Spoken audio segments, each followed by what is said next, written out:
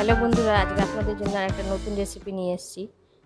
মুচমুচে চিড়ে ভাজা, যেটা একবার খেলে আপনাদের বারবার খেতে ইচ্ছা করবে। এতে কি কি উপকরণ লাগছে সেগুলো একবার বলে দিচ্ছি। চিড়ে, কাঁচা চিড়ে নেবেন, একটু বাদাম নেবেন, একটু ঝুরি ভাজা, তার সাথে একটু নুন, লঙ্কার গুঁড়ো, আর যদি পারেন কারি পাতা থাকলে রাখবেন। এবার আমি গ্যাসটা জ্বালাচ্ছি। গ্যাসটা জ্বালিয়ে কড়াটা বসালাম।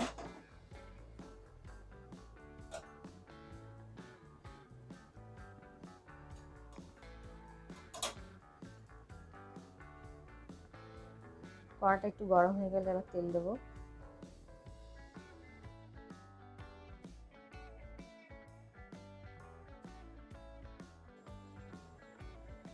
তেলটা গরম হওয়া অবধি অপেক্ষা করছি।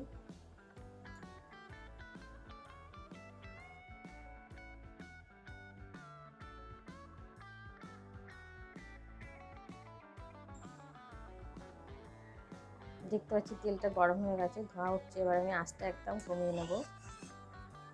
কমিয়ে নিয়ে এবার অল্প অল্প করে চিড়ে ছাড়তে থাকবো।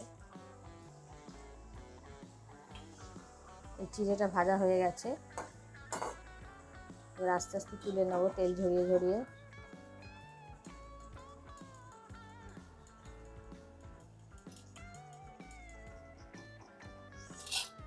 আপনারা দেখতে পাচ্ছেন পুরো সাদা রয়েছে, লাল হবে না কিন্তু।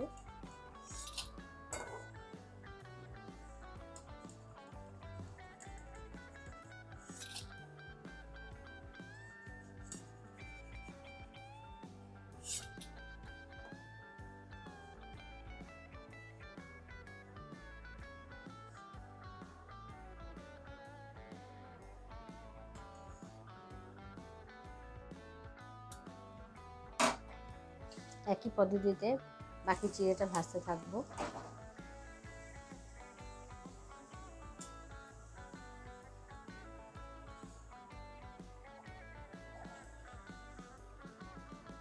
আবারও তুলে নিচ্ছি, চিড়েটা হয়ে গেছে ভাজা।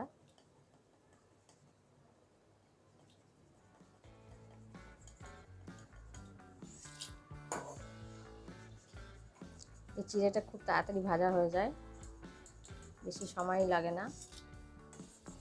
বাড়িতে অতিথি এলেও আপনি এটা করে দিতে পারবেন, খুব চটজলদি হয়ে যায়।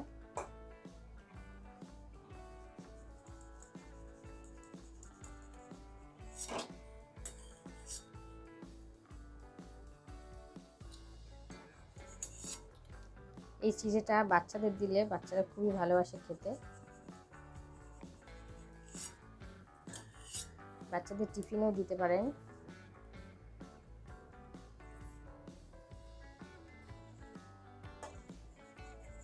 আবার ঘরেও আপনি বোতলে করে রেখে দিতে পারেন, 5-7 দিন তো অনায়াসে থেকে যাবে।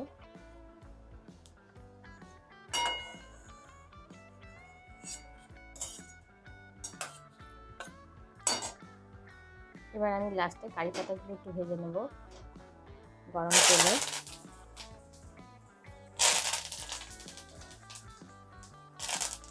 এ সময় আপনি আঁচটা বন্ধ করে দিতে পারেন, কোনো অসুবিধা নেই তাতে।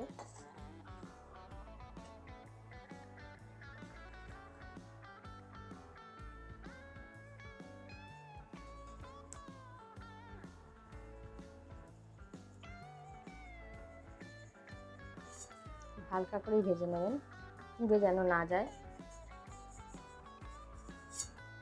দেখছেন খুব হালকা করেই ভেজেছি, যেন পুড়ে না যায়। আমার সব হয়ে গেছে, এবার উপকরণগুলো আমি মেশাবো। দেখতে পাচ্ছেন এবার আমি মেশাবো সমস্ত কিছু। প্রথমে একটু নুন দিয়ে দিলাম, খুব বেশি নুন দেবেন না, বেশি নুন চড়া হয়ে গেলে খেতে ভালো লাগবে না। এবার বাদামগুলো দিচ্ছি, তারপর ঝুরি ভাজাটা দিয়ে দিলাম। এর উপর দিয়ে একটু লঙ্কার গুঁড়ো দিচ্ছি, ঝাল যে যেরকম খাবেন সেই অনুযায়ী লঙ্কার গুঁড়োটা মেশাবেন। এবার কারি পাতাগুলো একটু ভেঙে ভেঙে নিচ্ছি যাতে ভালো মিশে যায়।